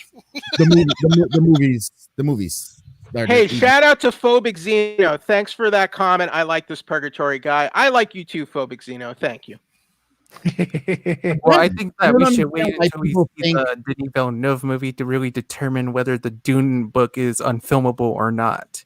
I think it's going to be good. Might be the one. I submit the possibility that it's my hypothesis submit the idea that my hypothesis is wrong. That's just what I believe, that as a movie, you cannot make, as a big budget Hollywood movie, you can't make Dune work. That's my hypothesis. Same was said about the Lord of the Rings and Watchmen. I have a counter for that. I have a counter for that. A lot of the Lord of the Rings was gutted, though. So, like, right. But here's what I want to say about that. I want to have a say in something since you just brought that up. When they were making Lord of the Rings, they had to make the towns and the play sets, and they had to use the CGI and the equipment in that office or whatever to make that, to put that into the film. And that huge army you saw in Return of the King, that was all computer stuff right there. And it sold, though, because people, sure, there are some changes in the books and the Hobbit. I'm not disagreeing with that. But that part sold. If they can do some of that stuff with Dune, make those towns play sets and do that, use the computer, use whatever to put that into the computer, make some townspeople realistic or, not crappy CGI, but you guys get it. Get more actors out there, hire townspeople, anyone. I mean, hell, Lord of the Rings did this. Dune will actually work. But they can't rush it. They have to put time into this. They have to put a lot of hard work. I mean, Logan, do you know what I'm trying to say here? I mean, they kind of did. I mean, didn't George do this with episode 4, 5, and 6 with some of the towns and all that? How they made some of that stuff up? Was it just drawings or what? I don't know. But help me out here. Here's my counter. Okay. To Mad Max. Don't you want to see Denny try at least? Why not reward efforts to have artistic given his all? So I submit to the possibility that yes, it's possible. However, I have my doubts that Villeneuve will actually faithfully capture and execute Herbert's vision, which is to me the reason you make Dune. He's our best shot. I don't know. I don't know. I don't. Who would be a better shot than him? On what basis? Because Blade Runner 2049, for one thing. People love that. You didn't like Blade Runner 2049? I have a lot of problems with it. Well, again, we could find problems. No, man, that movie was very, and also very high regards. That movie, except the movie bombed. Well, it bombed. Okay, so let me tell you it wasn't. Blade Runner, original Blade Runner wasn't a big money maker. Let me tell you something that people and that's my point. Dune is not Star Wars. It's not Lord of the Rings. It never could be now. Oh, I've read it out and watched the original one and watched the sci-fi series. I know Dune. Dune is not Lord of the. My counter is that Lord of the Rings is it's good versus evil. The heroes are generally heroic. Dune is. It's also a story about addiction. The ring represents addiction. Yes, it's corruption. It's corrupting influence. Yes, and it's the temptation of absolute power. Dune is different. Dune is not that type of story where you have characters giving rousing speeches and charging into battle against armies of. There's no army of orcs in Dune. Okay, there's no army. There's no Saruman. It's far more. It's. I don't want to say it's better, but it's different. It's a different type of story. We're gonna have you back after the review, right? And I get that. I get that. But that still doesn't answer the question on why you're saying it can't ever be made into a movie. Because there's no Paul Atreides one at a time. Because Paul Atreides is not like Captain America. He's not even Tony Stark, and that's the type of hero people want today. He's not. That's. He's Paul Atreides. Paul Atreides is about it's a commentary on charismatic leaders and why why we should doubt and not be trusting of charismatic leaders. Right. That's what Dune is about. Yeah, but that still doesn't answer why they can't be made into a movie. That's just your interpretation of the book, which is accurate. Because Denis Villeneuve makes very long, deliberate, drawn out films that are not very conducive to the whole blockbuster format. That's a point. It's a very drawn out book series. That's literally exactly. Well, here's the thing. It could be critically acclaimed, but not well received by the general public. Here's the thing. That's my point. That don't bother making a movie unless it's a blockbuster money-wise, or should we make movies that are good that we can enjoy? Because that, to me, that's what's more important, not how much money you bring. That's not Darth Daddy Lunga. That's not the argument. That's not my hypothesis. Well, it's not going to bring in enough money. It's not going to bring in people to the theater. Right. Correct. It's not. You can't make a faithful. You can't make a faithful Dune successful. But that's you just why it's no money. But then you said because David Lynch ruined the novel. He ruined it. This isn't David Lynch. We're not talking about David Lynch. Right. Right. And David Lynch is a tremendous. He's an artist. He's a pure artist. He's a tremendous filmmaker. See, right. Jeffrey, I like you, brother. But the path you're going down, it's like, why try to do anything? Why live life then if you don't try? You're the one that said you could take the first 3 episodes of Mandalorian and make a movie out of it, and you think that's a blockbuster spectacular. But Denny Villeneuve is going to destroy Dune. There's something that just doesn't equate there. Now, the stuff you're saying is far on a personal level. If you're saying I don't like it because of this reason, I may not like it. Perfectly respect that. But you're equating like your opinion. That's what everybody's going to think when they see That's this. That's what everyone does. It's not true because you talked about Blade Runner and Blade Runner was very well received. No, what? Wait, which one? It wasn't. Yeah, it was. Lewis. Hold on. Yes, sir. Which one you talking okay, about, Bugger? guys, let me say something about Blade Runner. All right, Okay. 20. What was the newest one? I'm sorry, 2049. 2049. I wasn't a fan of the original one as much, but I felt like the new one, watching it, was so faithful and so well done. Something for the fans, something for the people who are loyal to that story, that I actually came out going, wow, this was amazing to watch. And I don't think Warner Brothers, they're a director-driven studio more than Disney. And I think Warner Brothers, sometimes they'll break even with a film. You know, they don't mind, like, they didn't really lose money. It was kind of like, they lost money. The movie bombed. but they have a great film on their roster. They have that trophy. I disagree. It's a fighter's analogy. I disagree. I won the fight every round. It was a little, it didn't make money. The pay-per-view was a little low, but we owned the champ. The movie was great, Jeffrey. It was visually stunning, long enough for the fans to enjoy it. They didn't cut down to 2 hours.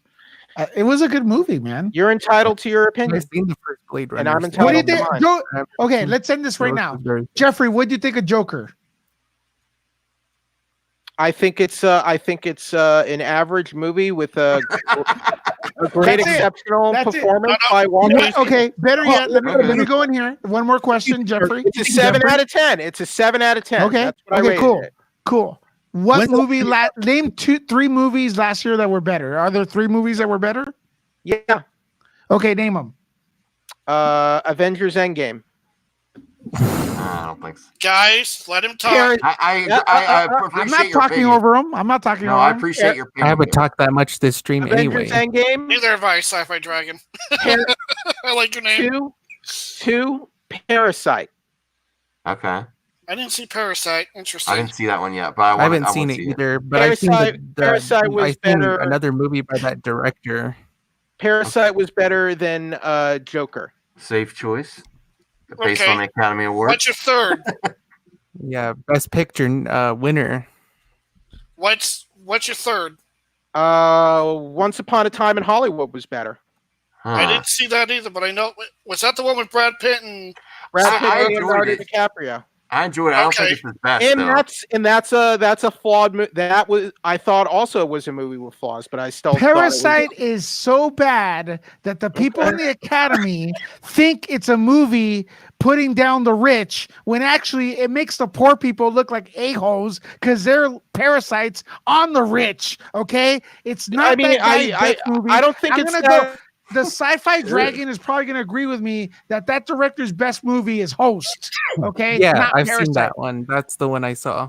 Exactly. Host was good. And It was a number monster 2, movie. Once Upon a Time in Iger. Hollywood was Quentin Tarantino just looking at the camera going, look, I know movies. I was in Hollywood. That movie was boring. What's it called? It was a tame Tarantino film. At the end, it got kind of cool because it mimicked Kill Bill. Endgame should have been called Watch All Our Heroes, How They Come Back from the Dead. It needs the first movie to be relevant. Joker stands on his own. Lewis, Joker is nothing more than imitation Martin Scorsese. And it was produced by him originally. There's So lots yes, of stuff you're that borrows telling from other you're people. telling me it mimicked one of the greatest directors ever? I'm Right. in. Okay. Yeah. I mean, here, I'm let me. I'm saying if you're gonna play that game, Lewis, I can play right back. Okay, go. I love Jeffrey. All right, Max. Just let him Real do it. No, quick, this real is quick. great. This is diversity of Exactly, thought. I'm I'm not not shut. too. I'm not phobic. Zena says we're not shutting them down. We just disagree. No, Joker no, was a no, poor no. man's. Lewis, Joker was a poor man's king of comedy. I want to counter you so bad, dude, but I'm playing Who? fair right now. I thought it was more like Taxi You Driver. probably don't I even wanna know what that counter- movie. I You was probably the I don't want to even know counter what that what movie Hollywood is, Lewis. says, but I can't. It's not my turn. Oh, to so Lewis, that's attacking his character. That's not. Lewis, I that's bet you not fair to never even argue. saw King of Comedy King of in your Comedy? life. Yes. So it mimics one of the greatest films ever? Is that what you're saying? I'm saying it's a poor man's Hey, version bro, of I King just of made Comedy. a gangster film. Guys, I just made a gangster film. The reviews are saying it's just The Godfather. Okay, I have a question for everybody. Isn't that terrible? I have a just made question for movie. It's like, everybody. yeah. How many That's movies? what you're doing. That's what you're doing when you're trying to generalize these films that I like. Okay, I have a question for I'm not everybody. generalizing them. I'm Well, telling you that they're. You're generalizing other films. I mean, here's the question before Matt. Jeffrey. Before you ask your question, Max. Max keeps saying mask for some reason. This is the question I actually have better. Still works. What movies, Jeffrey, do you feel you can say are good movies without finding major problems in them? That's the question. That's what I want to find out. Raiders of the Lost Ark, Excellent. Thank you. Predator, Good. A Shot in the Dark, Alfred Hitchcock's Notorious, Didn't see that one. Psycho. Wait. Hold on. Freeze. The black and white, or the newest one that came out years ago. The original Psycho. Oh, Okay. he doesn't like remakes. Thank you. Okay, but Thank thank you. Now tell me Rear Window. which one of those were how I many of didn't those see Rear Window. Huh. how many of those I All haven't right. seen any of those. a blockbuster? I think almost all of them were. Predator's not a blockbuster, sorry. Predator was never a blockbuster. Yes, it was. Predator was a favorite, though. To be blockbuster, fair, but it's the a other cult ones he favorite. named are not blockbusters. I Except don't for know. Raiders and Predator. Well, are the it depends blockbusters. on your definition of a blockbuster. Well, that's what I'm trying to figure out is what your definition is because you're saying Dune won't bring in any money, and I'll make a bet with you right now. It'll bring you some money. It'll bring I don't in. know how much. I'll make It's not gonna make $1 billion. It'll bring in I don't think. comparatively. I'll make a friendly. way more I'll money. make a. Surprised if it I'll made make $1 a billion. friendly bet with you, not a monetary Probably one. won't. No, it doesn't have to be. A friendly bet's fine with me. It doesn't have to be monetary. I don't. My money's my money. It ain't going nowhere. Okay, how about over under $500 million worldwide? How's that? Over under. Over half a under $500 million, like 500 million. You mean? Yeah, 500 million worldwide. worldwide. Yeah. I'll take that one. Okay. Okay, and I That's say a safe bet to make. I say under 500 million worldwide. I can live Wow. with that. That's, Okay. that's Well, let's. I can see it And going if either it way. makes over, I'll come on here. I'll eat my plate of crow with a side of catsup. Okay, because I could tell you right now, I bet you it'll make half of that in South America alone. Dune? Yes, South America. South That's America interesting. loves dude. I'm telling you, Frank Herbert is big in South America. You'll see. You'll see. Do you Okay. think it would be good in God, I mean, Lewis China? Throne. Lewis, did you I hear mean, this? look, Warcraft is I big don't- in I think it's Warcraft gonna is big make- in China. I think Dune is going to be big. I don't agree with Jeffrey. And also, as a consumer, I don't care how much movies make. I just want a good movie, and I think the good movie should be greenlit. And I think the studios need to take. Well, it's not my money, but I wish they'd take more risks. Also, you can't tell me Blade Runner 2049 didn't bomb, because it did, and the director has talked about it. So okay, fine, but to go back to Darth Daddy, I agree with everything, but the South American, I don't know what the market is as far as like what they pull South in America for box office. They love South America, Brazil especially. They love sci-fi movies. But is there box office bringing a significant amount of money, like what you're talking about? South America, I'm not familiar with that market. I said roughly half of what he's saying. So I'm saying because we keep hearing Asia. You know, the continent of South America, I said could bring about half of that. So they can bring in 200 million just from South America. We're talking about the entire continent of South America. Okay, not one country, but the entire continent of South America, I believe, for Dune can bring in probably about 200 million. Before I forget, I want to get to my question for everyone. Yes. If Jeffrey's issue with a lot of movies, and especially the Joker, is that it's similar to other content, what movies released do not borrow from other stories, content? That's not my issue. The entire Infinity Saga is a ripoff of Lord of the Rings. Mad Max, Sauron. That's not my issue with the Joker. I was making a point. He's a Marvel fanboy. Okay, you're saying that like it's an insult. Well, it's fine. I'm a DC fanboy as well.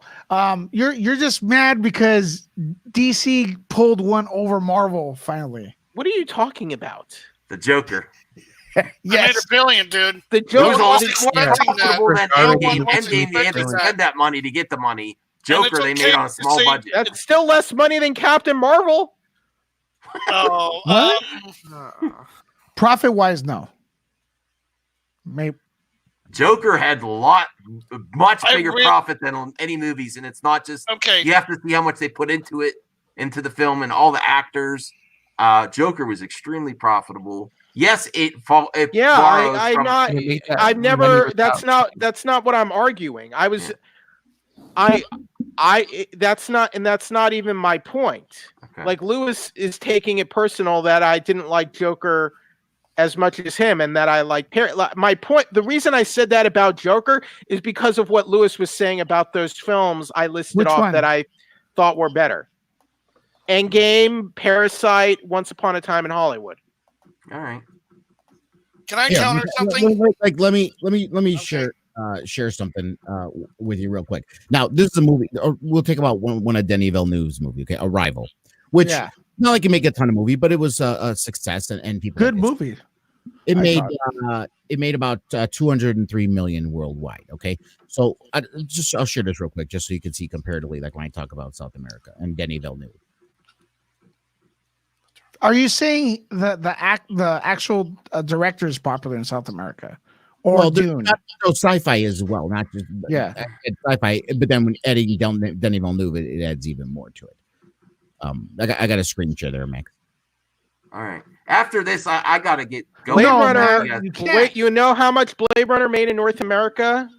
Darth Daddy. I don't know if we can see it. It made 92 million. It made 92 million in North America. 92 million. Right. That's what I'm saying. I'm just saying though, when you look at for an area that people think doesn't like a lot of movies, it does, especially with sci-fi. Latin America with sci-fi can make a difference, and I believe it can bring it didn't make a difference for Blade Runner. I can pull up Blade Runner. Well, Blade Runner again, Blade Runner is what it is. When we say, by the way, I love Arrival. I think it's a great movie. When me and Lewis say things like Blade Runner was critically acclaimed, when we say it was critically acclaimed, we're not saying I wasn't that into it. Blockbuster money wise. That's why I keep separating money and blockbuster. And you kind of draw me back to money again. I have my doubt after Blade Runner 2049. I have my doubts about Dune. Right, that's fair. That's fair. That's why I asked you earlier: is it about money or about a good movie? And you said, "Well, no, the money doesn't matter." It's all those things. Well, again, but that doesn't determine. Well, we have a wager. We could go And on. my and on. thing is, my fear is that Villeneuve Okay, is going to Max. compromise the source material. That's my other fear. Again, I think couch all out to books the like- studio. on what basis though? Other than that's your fear, do you have a basis for that? Has he compromised any other source material? History is on my side. What? No, we're talking about Denis Villeneuve. Don't go back to Lynch again, because Lynch is not Denis Villeneuve. Let's talk Blade Runner 2049. Okay, but is there a book, Blade Runner 2049? I mean, there's tons of yes. Do androids dream of electric sheep? No. You said source material. Was there source material for Blade Runner 2049 other than the original? Yeah, Blade there Runner? were sequel books to the original Blade Runner. Okay, and you read 2049 and you watched the movie. I don't think there was a 2049 okay, book. And that you have no basis to say that he's going to. I feel like I do not feel like it was a true sequel to the original Blade Runner. Yeah. Well, let's just boil it on. Why do you hate Denis Villeneuve? I don't hate him. Because that's what it's boiling down to. I don't hate it. I believe you're fine. I just want to know why. I believe Dune is a more monumental undertaking that is not to be underestimated, that I don't believe he can pull off. And this is why we brought up the same thing about Lord of the Rings, and you kind of scrolled it down to it's a different type of movie. That's irrelevant. The point is, plenty Lord of the Rings purists felt the same way about that, and some still feel the same way. Oh yeah, there's people that hate it. Max, we had that. What was his name? We had that one guy in my stream. Remember the guy who does all EU, and he talks about how he hates the Lord of the Rings movies. I had a real fun time talking to him. He's a huge Tolkien fan, and he hated the movie. Hates the movie, doesn't want to watch them. There are people like that, yeah. But again, we gotta look overall. Did most people enjoy Lord of the Rings, the movies? Yes, they did. And who's to say that you won't be one of those? That you'll be one of those people who hates the movie even after watching it. I do not think Lord of the Rings is a valid comparison to Dune. When I think it's apples and oranges. Apples and oranges. That's not what we're saying. When we're talking about the perception, because all you're going on right now is your gut. Let's be fair. You're going on your gut, which is no different than Lord of the Rings fans' gut saying this can't be made into a movie. And what are you going on? What am I going on? Yeah. I'm going on the fact that I've seen other movies adapted, and I am not the kind of person that expects this word for word adaptation from a book, because that's impossible to do with movies. Yeah, they make changes all the time. They always have to. And mind you, Tolkien is one of my main inspirations for writing.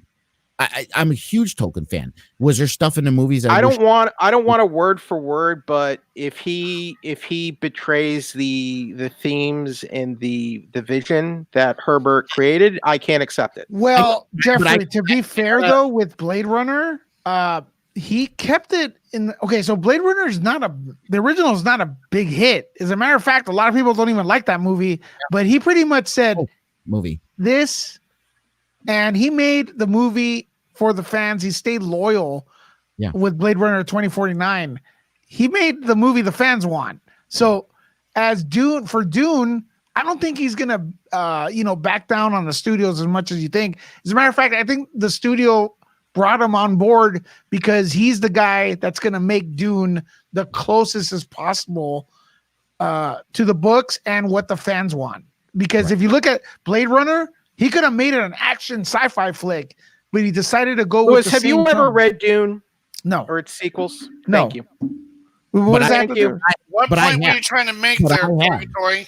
But I have, Jeffrey. I have, and I'm a huge Frank Herbert fan. You could ask Max when I started getting ready, when I started about the movie, and I started putting stuff on my channel about it. I'm a big Frank Herbert fan. I stand by, and Darth Daddy, I stand by my hypothesis. I got a question.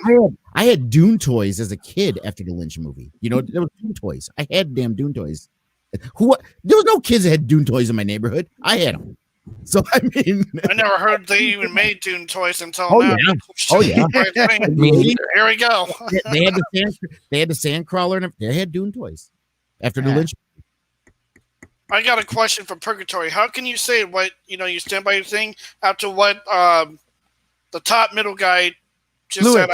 Lewis, hi Lewis, just said what the stretcher that they brought him on board to what he is going to try to do for Dune. I mean, did you not? Did you listen to what that's he not. said, though? I heard what he said. I mean, you know, the director's going to try. They sound nice. Very damn best to be close to the books.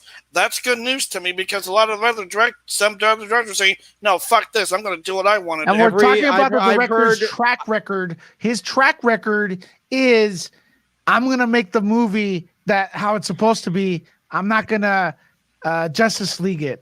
You know, like, hey, let's make it like Marvel because I don't believe anyone. I don't believe any statement by a director. I want to see the results. There's a comment that I would like to highlight. Who's in charge of this?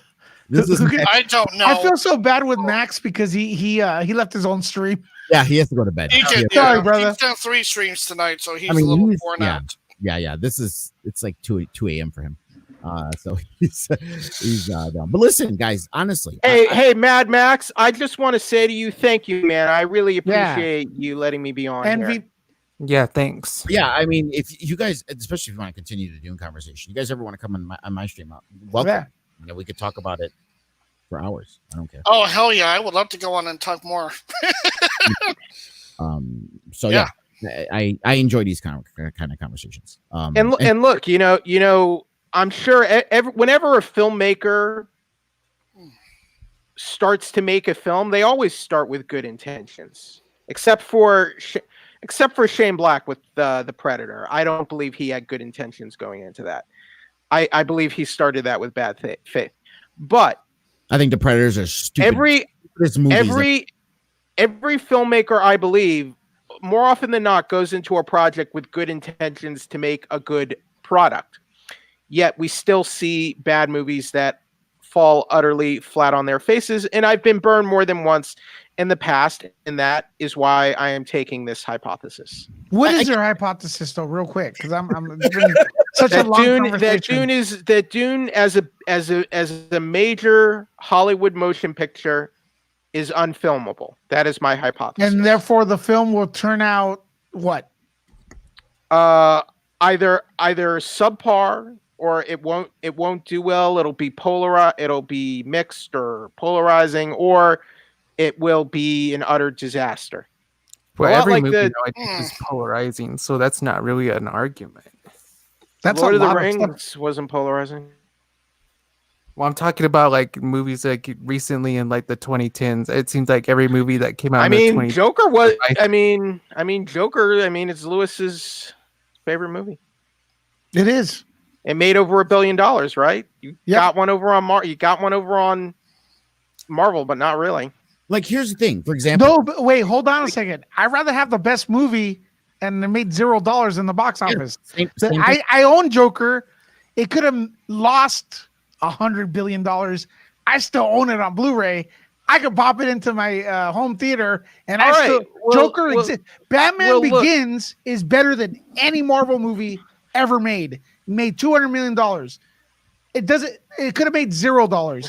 It still exists. I watch Marvel movies for fun. They're fun movies. Yeah. You know? I submit to the conclusion that I could turn out to be wrong. Like, I thought Sonic the Hedgehog, even after they fixed it, was gonna bomb. Yeah. So I was wrong there. Anything except movies that are like 30 years old that you like. Parasite, I'm sorry, but Batman motion picture plays it more than Parasite Batman came out Begins like 3 months. Came out 3 months ago. Dark Daddy. Yeah, Parasite and Endgame. Those are. So don't I named movies last year that I thought were exceptional, and then Lewis crapped on them. Parasite's okay. So Parasite is not better than Joker. Name one character in Parasite, or actor in Parasite. Did the stream go off? No, because there's no memorable performances. Who is the best performances? Who? Well, I think it's a challenge because they're all Korean actors. Oh, okay. So we didn't. Why are we saying the best movie of the year last year? It's a challenge to even know what the character is. I didn't say it was the best movie Name one of of the year. Characters. No, it's better than Joker. Name one of the characters in Parasite. Kim Kim Ki-woo. By, describe Choi his Woo-sik. character. Describe their character. What do they do? I don't know. He's okay. Ki-woo. He's the eldest son of an impoverished family, and he comes up with this this plan to kind of leech off this sort of rich family he gets embedded in, and he comes up with this plot to put his family to replace. Like he and his sister become like the tutors for the kids in the rich family, and then he figures out a way for his mom and dad to get jobs in this family so they can bilge off of them and leech their money, because they're sort of dim-witted and airheaded, and they think they're very like smart in culture, but they're really just sort of like dim-witted idiots. And like at first you're like, oh my god, look at how they're taking advantage of these people, but then it sort of turns itself on its head over the course of the movie, and I thought it was thought-provoking. There's something going on in the house that is so unbelievable. Like it's a work of fiction. It's not. Yeah, dude, come on, it's a work of coincidences too. Like what? I don't know. I thought it was an interesting twist. Honestly, look, it's a good movie, but it's no Joker. Cinematography wise, nope. Acting wise, nope. Acting. I thought the cinematography in the film was beautiful. It didn't catch me. I was bored.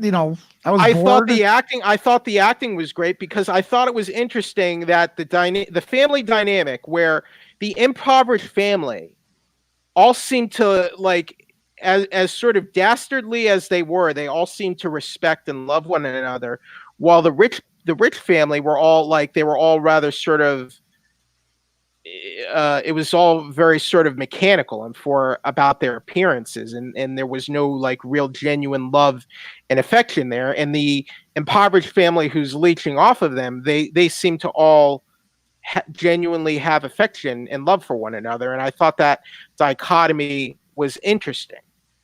Yeah, because someone comes to the studio and pitches the idea of Parasite. It's weird. It's okay, right?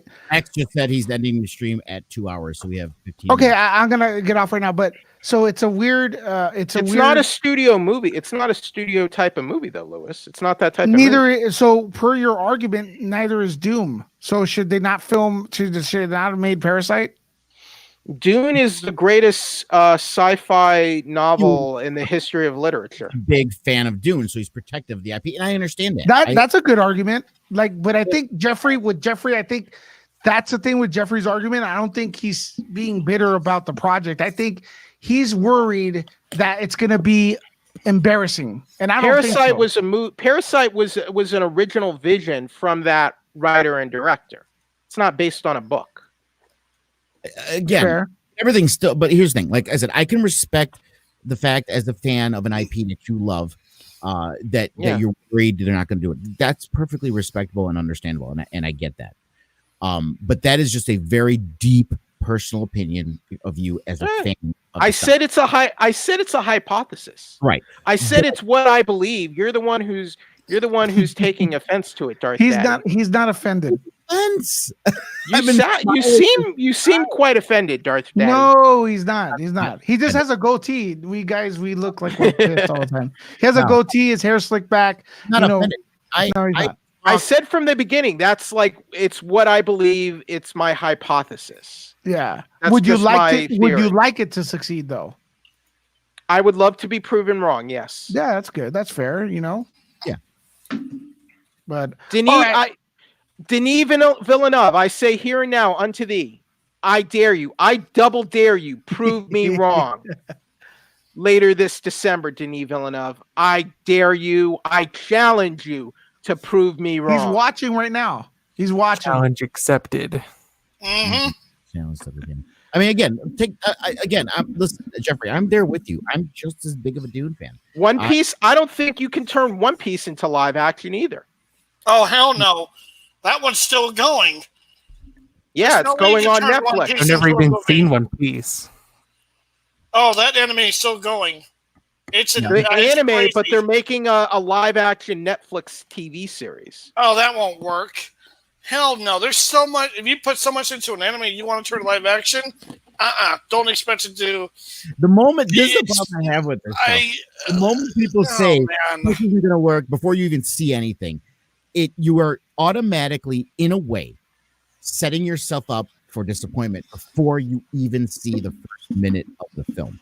That's the problem I have with it. You could be cautiously reserved, but like the moment you hear that's not going to work, this is horrible, this can't be done, that can't be done, you're setting yourself up, because I think you're setting the bar so high in your expectations that it will never be met. And that's the problem I have with those arguments. Yeah, just go into it with an open mind. And that Darth Daddy is also an opinion.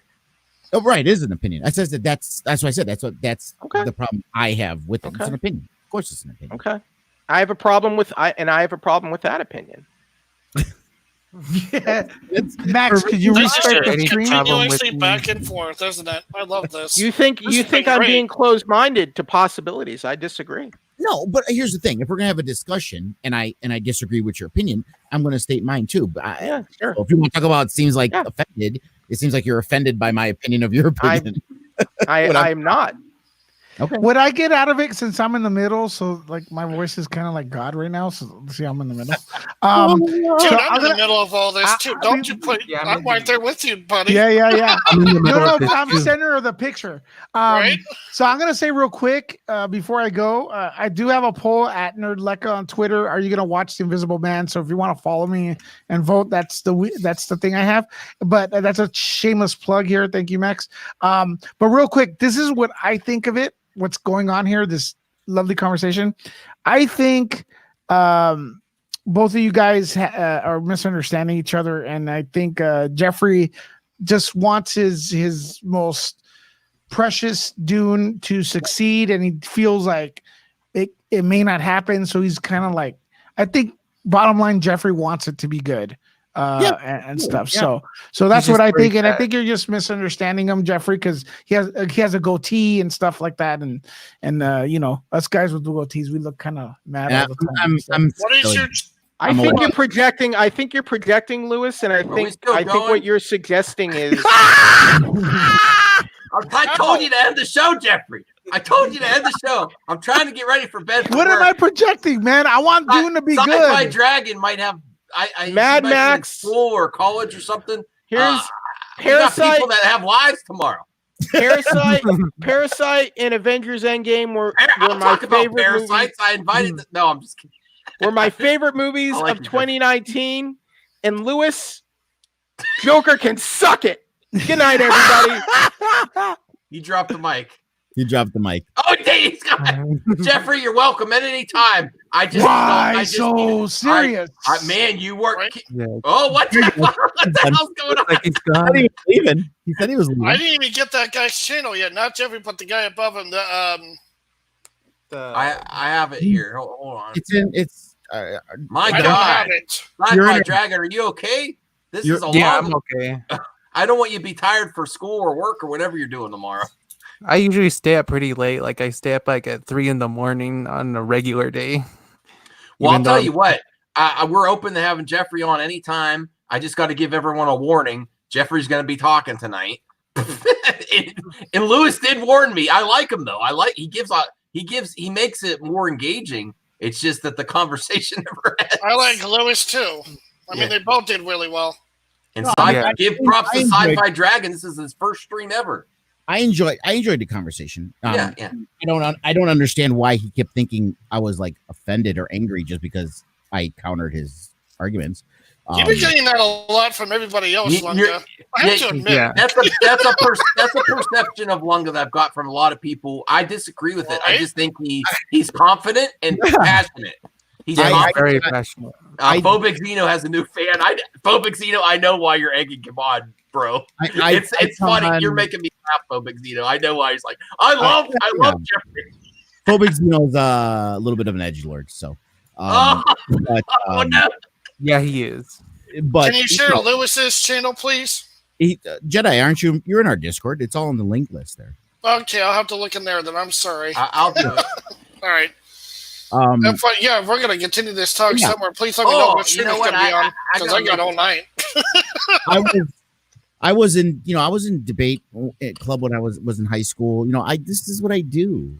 I know how to argue, and people think it's offense. It's not. I'm just the other thing, telling it how it is. And you know what my theory is, Lunga? People are used to YouTube debates. YouTube debates are very different than real debates in real life. What, kiss ass debates? No, they're just like blood sports or internet. And they used weird tactics like straw man arguments and stuff like. And they just throw insults at each other, debate like a human being does in real life. Is that what? Or debate like adults, but with the right. YouTube, people in like the YouTube don't. I mean, most of my stuff was I was using the Socratic method. I was asking questions. Mm-hmm. And then when you give an answer, and I just said, okay, that's a great answer, but it did really answer the question.